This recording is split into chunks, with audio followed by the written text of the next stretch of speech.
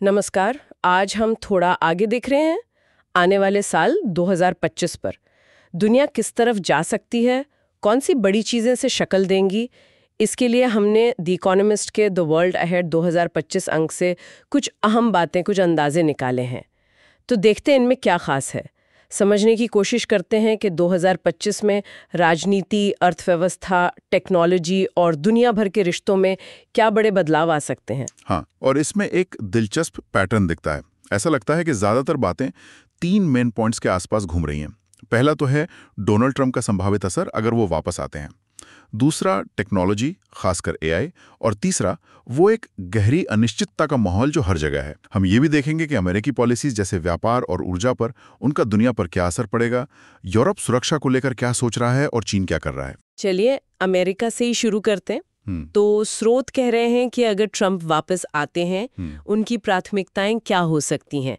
लगता है व्यापार पर फोकस रहेगा, है ना, खासकर वो जो उनका बड़ा टैरिफ प्लान है और आप्रवासन नीतियां सख्त करना, ऊर्जा में बदलाव, मतलब शायद ग्रीन एनर्जी से थोड़ी दूरी, ये सब ऊपर रहेगा एजेंडा में। हाँ बिल्कुल। लेकिन ये भी कहा गया है कि इन्हें लागू करना शायद उतना आसान ना हो, चुनौतियां आ सकती हैं। बिल्कुल, और इसका असर सीधा ग्लोबल इकोनॉमी पर पड़ेगा। एक तरफ तो शायद अमेरिकी अर्थव्यवस्था 2025 में ठीक-ठाक मजबूत स्थिति में रहेगी, कुछ ऐसे संकेत हैं। लेकिन दूसरी तरफ वो जो टैरिफ योजना है, उससे ग्लोबल ट्रेड को झटका लग सकता है, नुकसान की आशंका है। एक तरह का ट्रेड वॉर जैसा माहौल बन सकता है। और इसी से जुड़ी एक और बड़ी भविष्यवाणी है, 2025 में दुनिया भर में ब्याज दरें वो शायद तेजी से नीचे आ सकती हैं। अच्छा। हाँ, शायद महंगाई कम होने की वजह से या फिर ग्रोथ को पुश देने के लिए। ये तो दिलचस्प है। एक तरफ प्रोटेक्शनिज्म, दूसरी तरफ ब्याज दरें घटने का अनुमान। खैर, जियोपॉलिटिक्स की बात करें तो यूरोप की सुरक्षा ये एक बड़ा सवाल है। क्या वो अमेरिका पर निर्भर रहेगा, खासकर अगर नीतियां अमेरिका फर्स्ट वाली हों, या फिर अपनी रक्षा क्षमताएं मजबूत करेगा? ये बड़ा फैसला होगा उनके लिए। हाँ, ये देखना होगा। और यूक्रेन युद्ध, उसके 2025 में धीमे पड़ने की बात भी है। शायद किसी समझौते की बातचीत शुरू हो, हालांकि अभी कुछ पक्का नहीं कह सकते, है ना? नहीं, बिल्कुल नहीं। अभी हालात काफी अनिश्चित हैं। और इसी ग्लोबल स्टेज पर चीन, उसका प्रभाव तो बढ़ने की उम्मीद है। अमेरिकी टैरिफ शायद कुछ मुश्किल पैदा करें, हाँ, लेकिन चीन अपनी ग्लोबल पहुंच बढ़ाने की कोशिश तो जारी रखेगा। खासकर साउथ चाइना सी में तनाव बना रह सकता है या बढ़ भी सकता है। और एक दिलचस्प बात यह भी है कि चीन अब ग्रीन इनोवेशन के अगले फेज में लीड लेना चाह रहा है। जैसे hydrogen fuel, carbon capture technology, मतलब हवा से CO2 निकालना, इसमें वो काफी इन्वेस्ट कर रहा है। और टेक्नोलॉजी में भी कम हलचल नहीं है। एआई को लेकर तो बड़ा सवाल बना ही हुआ है। क्या 2025 में इसका जो इतना हल्ला है वो थोड़ा थमेगा और असल नतीजे दिखेंगे, या फिर ये सिर्फ एक हाइप बबल ही रहेगा?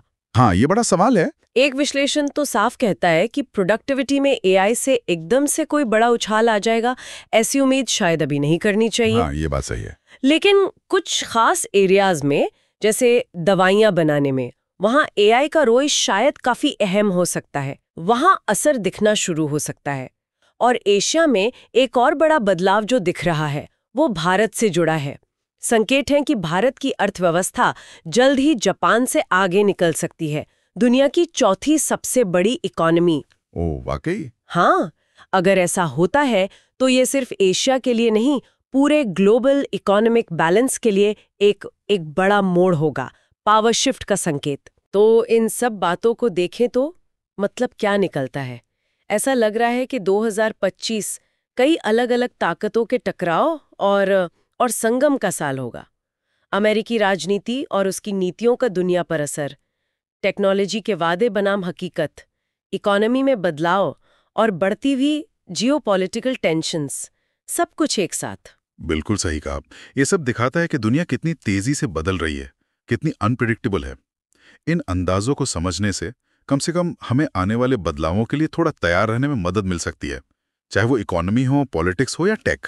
और जाते जाते एक सवाल छोड़ जाते हैं सोचने के लिए।